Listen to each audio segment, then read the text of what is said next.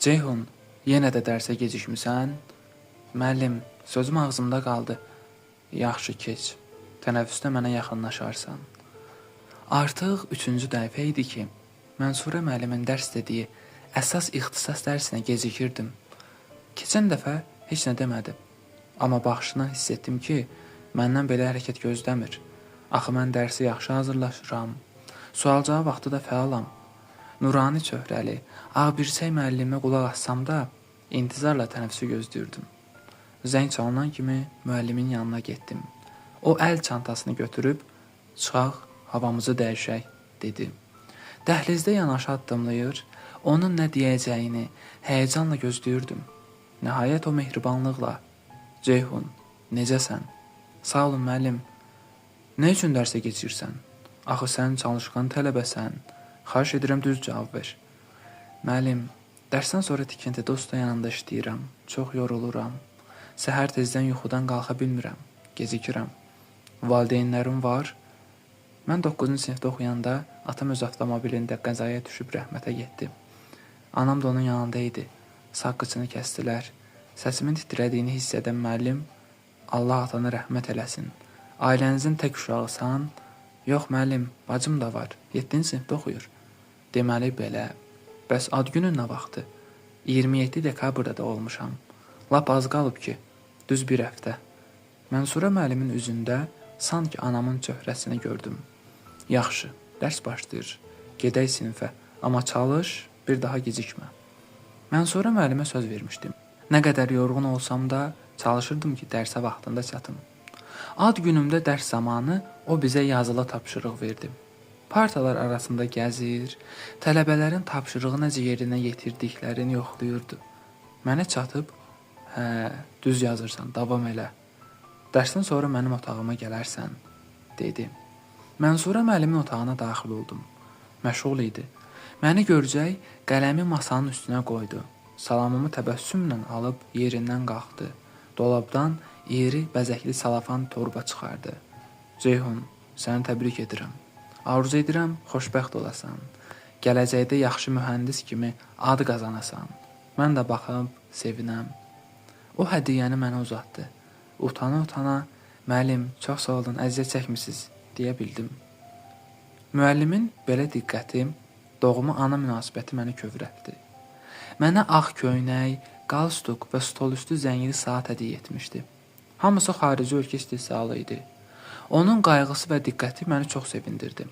Hədiyyələrin içərisində saatın olmasını isə ciddi xəbərdarlıq kimi qəbul etdim. Bundan sonra nə qədər yorğun olsam da bir daha dərsə gecikmədim. Sonradan öyrəndim ki, Mənsurə müəllim təkcə məni yox, neçə tələbəni sevindiribmiş. Ali məktəb bitirəndən sonra rayonlardan birinə işləməyə getdim. Növbəli iş idi. Bir həftə işləyir, növbəti bir həftə istirahət edirdik. Gündəlik işdən sonra dincəlmək üçün avtobuslarla yataqxanaya gəlirdik. Burada şərait yaxşı idi. Sakinlər də əksəriyyəti gənclər idi. Bir-birinə qarşı çox mehriban dolanırdılar.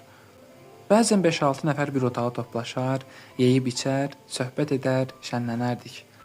Çilingər Səfiqulu ilə bir otaqda yaşayırdıq. O həm bacarıqlı işçi, həm də çox mehriban, səmimi insan idi. Necə deyərlər, ilanı yuvasından çıxara bilən şirin dil oğlan idi.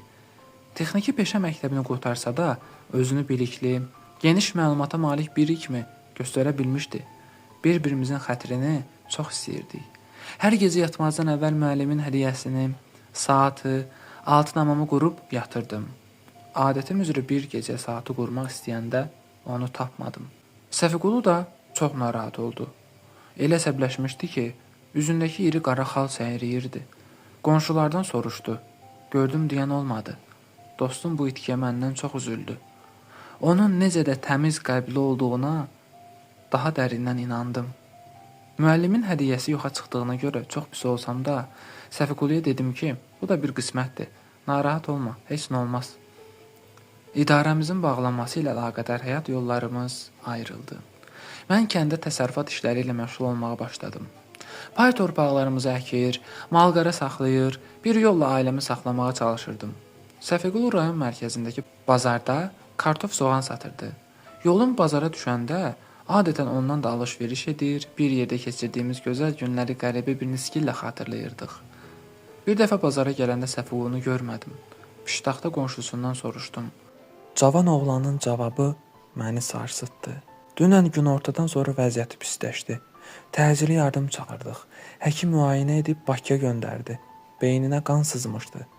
İndi də xəbər gəldi ki, gətirirlər. Necə yəni gətirirlər? Rəhmətə gedib. Bazardan çıxıb birbaşa rayon mərkəzinə bitişik kəndə getdim. Ağlaşma səsindən, qadınların fəryadından başa düşdüm ki, Səfiqulunu gətiriblər. Dostumu, özü də belə istiqanlı köhnə dostumu itirdiyimə görə çox kədərləndim. Nisgildən üzüldüm, dəfnində iştirak edib kifayətlənməyib, qırxına kimi tez-tez onlara getdim. Həyətimizdə işlətdiyimiz su nasosu xarab olmuşdu. Mühərriki yanmışdı. Təzə mühərrik baha idi. Adətən belə olanda ənnağının dükanına gedirəm. Dükan deyəndə böyük bir otaqdır. Burada nə desən tapmaq olur. Qapaqsız qazan, qulpsuz tava, köhnə traktor hissələri, ət çəkən maşın, maşınların köhnə təkərləri, çanta, hətta qalstuk, kombinezon. Ənnağı bu dükanın adını zarafatla bit bazar qoyub. Elə rayon sakinlərinin çoxu da oranı bu adla tanıyırlar. Ənnağı ilə görüşdüm.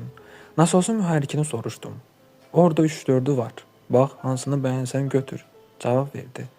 Böyük metal masasının üstündəki mühərriklərə baxarkən gözüm rəfdəki saatlara sataşdı. Bu saatlardan birini mənə yaman şirin gəldi. Yaxınlaşdım, əlimə götürdüm.